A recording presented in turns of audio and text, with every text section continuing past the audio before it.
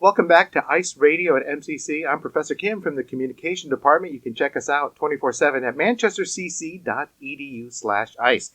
Joining us in studio today is Tina Chang. She is a poet and author. Welcome, Tina. It's nice to have you here. Thank you so much for having me. All right. So tell us a little bit about you. How did you become a poet? In fact, Poet Laureate of Brooklyn. Mm-hmm. Did you wake up one morning as a little girl and think, you know what I want to be when I grow up? Yeah, I didn't think I was going to be the poet laureate of anything. It's two different questions. The first question is, how did I become a poet? And in college. Okay. Actually, in college, I started taking creative writing classes. At first, I was very intimidated by my classmates who wrote plays and had things staged, and they all seemed so accomplished. But then the more I wrote poems, the more I started to feel really at home in that space. Nice. I started to make little collections of poetry, and I thought, okay, this could be something really special for me. So after I graduated college, I just started to create one poem after another until someone suggested maybe you should make an actual book, not pretend books, right, but an actual book. So over the course of maybe 10 or 15 years, I started creating my first collection. Wow. And then in terms of being a poet laureate, my husband looked in the paper one day. He said, "Do you know they're advertising for the Brooklyn Poet Laureate?" He said, "That would be a great idea for you." He says, "They mention a list of poets who might be great for the job." I said, "Am I on that list?" He said, "No, you're not on that list."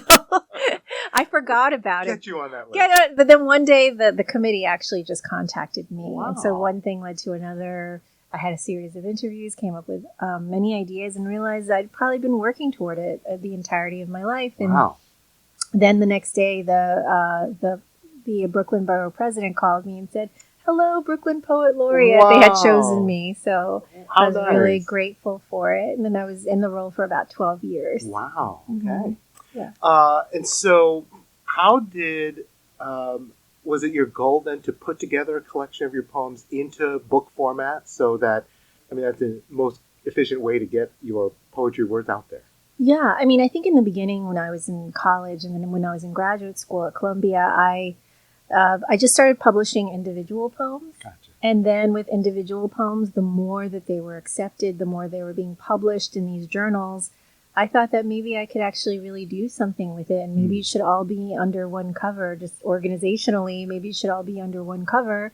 And then when it's under one cover, you can have a broader, more interesting conversation about the entirety of your work as opposed to these shorter pieces in journals.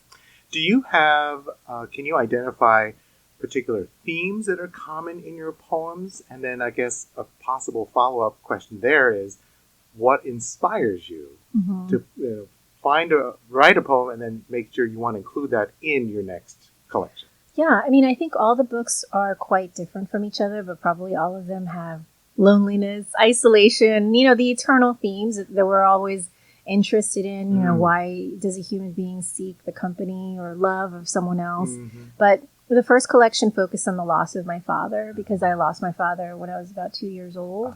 And that loss kind of governed that first collection, just sort of seeking him out, seeking his spirit in places like Asia. All over Asia, I feel like I searched for him, and I sort of wrote about that in the first collection. And the second collection, it was written right after 9/11. So that was a different kind of loss and absence. So I was writing about sort of the loss for New York City as well as the loss for the United States. Right. And then how I was sort of coping as an individual, understanding myself more as a global figure, wanting very much to see the United States from the outside so that I can gain a perspective of what it meant to actually be a citizen. And then the third book, the most recent book, Hybrida, is based on my son. He's half Asian American. My family's from Taiwan, and he's also half Haitian American. So he's walking through the world as a mixed race Black child. I thought, wow, that's a perspective that I've never held. How do I mother him? How do I mother him with confidence? How do I mother him in a way that he could be confident in a world that isn't always bound to protect him? Okay. So a lot of, in terms of inspiration, which was the second part of the question, right. It always comes from what moment am I living in at the moment? Gotcha. As you can see from all the other books, it just comes from my passion at the moment. Yeah. Is it from loss of a father? Is it from loss of nation or home? And in this one, was sort of like potential loss of son. It was like almost imagining, what if the thing that I love most in the world is lost? Wow. So a lot of these sort of imaginings kind of govern each of the collections.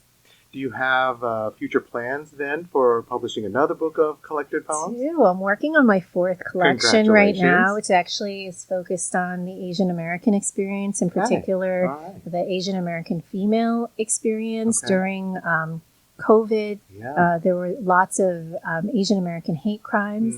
And I thought, how can I write from the space that also feels very universal? There are also crimes against women. A woman by the name of Christina Yuna Lee, was killed in New York City. And I think that her death really kind of, from that, sprouted many and branched out many, many interesting conversations about safety for Asian Americans. Even the shootings in Monterey Park, it brought up really important conversations about mental health in the Asian American community, and how much of our concerns are covered up with something else that we should be talking about. For example, success, when really on the inside we're really hurting just like everybody else.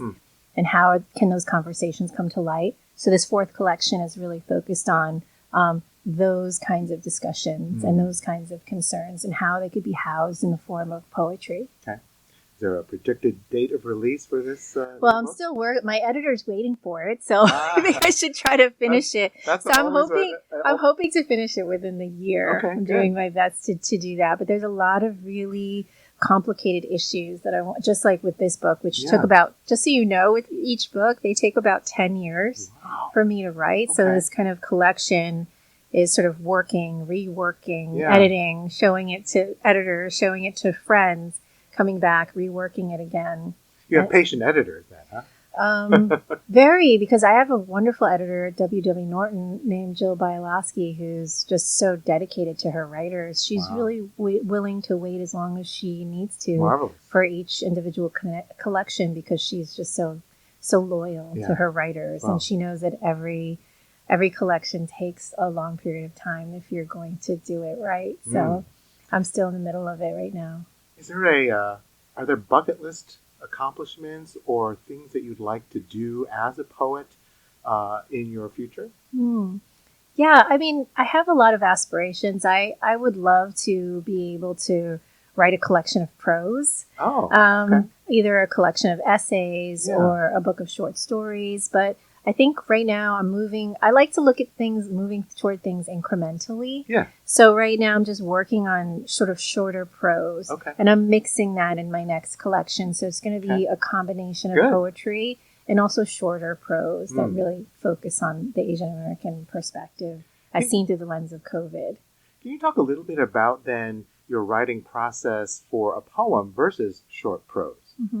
I mean, I think that for a poem, it can usually come pretty quickly. I'm a sort of middle of the night kind of writer. Yeah. Don't go to sleep until 3 or 4. Right. If something inspires you. In the morning, I'm just your typical writer in that way. I'll just sort of get up and jot down ideas. Whereas I think for my prose pieces, I feel like I've been contemplating them for a very long time and contemplating, what shape I feel like they want to take. And so I think the levels of rumination are a little bit different.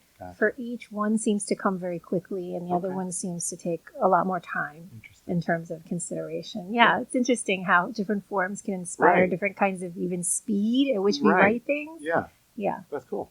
Do you have a poem that you'd be willing to share with us from your Hybrida book? Sure. So this is called Hybrida.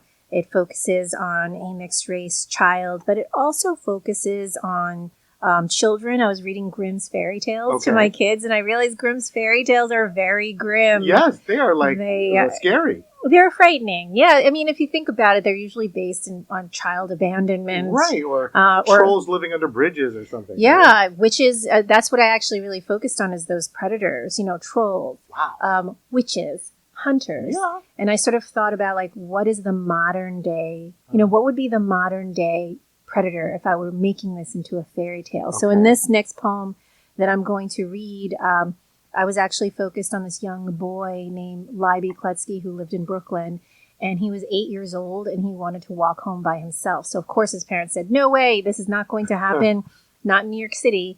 But he begged and begged, and so they thought, okay, maybe it was a sort of a rite of passage for him to be able to walk home alone. So they practiced the path. He said he got it, but then when he walked out of school, instead of turning in one direction, he turned another. He got lost.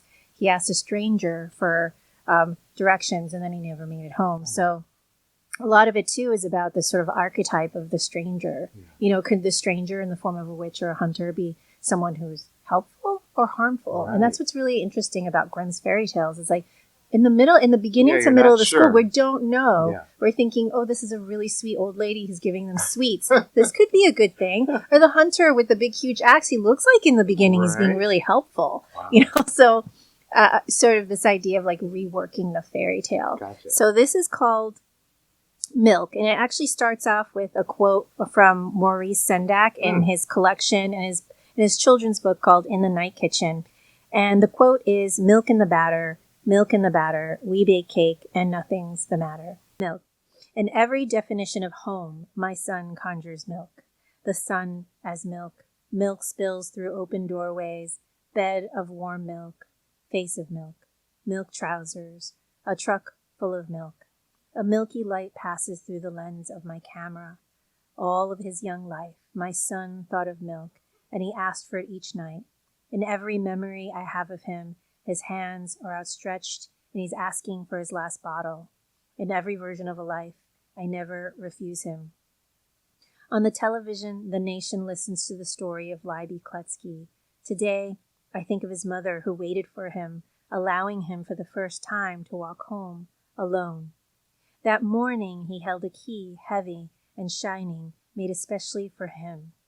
In the ancient story of boys, he headed up the street past the lone dog barking near the fire hydrant, past the circle of children careening into their own shadows. In the ancient story of boys, he walked through his front door, and this was his rite of passage. He placed his book bag on the coffee table, and the boy and the mother sat together in the large reading chair in the living room light. But this version isn't true. Tonight, I hold my son closer. As I put on his night clothes, I'm afraid of the world. I find all the stories horrifying. In the book of nursery rhymes, the old woman sends her son to bed without food. A king beats a knave for stealing pies, and the dog cannot find his bone, though he runs in circles day after day. Perhaps if I rewrite all the old stories, a new era will begin. Era of the forgiven. Era of redemption. Era of safekeeping. Tonight, milk stains my blouse. A love so deep, it runs from me. After all the old stories are finished, my son says, the story again. I open the book. The owls lift from the pages. The lake is a bowl of night milk. And this a place so safe. We are weightless, buoyant in its murky sweetness, free from a promise that each new day startles us alive. Thank you. Thank you. Do you have a website? Can folks get more information about? Yes, it's www.tinachang.com. Easy. Well, Tina, thank you so much for joining us today. Welcome to Manchester Community College. Thank you. Best wishes on your future writings, and please come back and visit MCC. Oh, thank you so much. It was such a pleasure.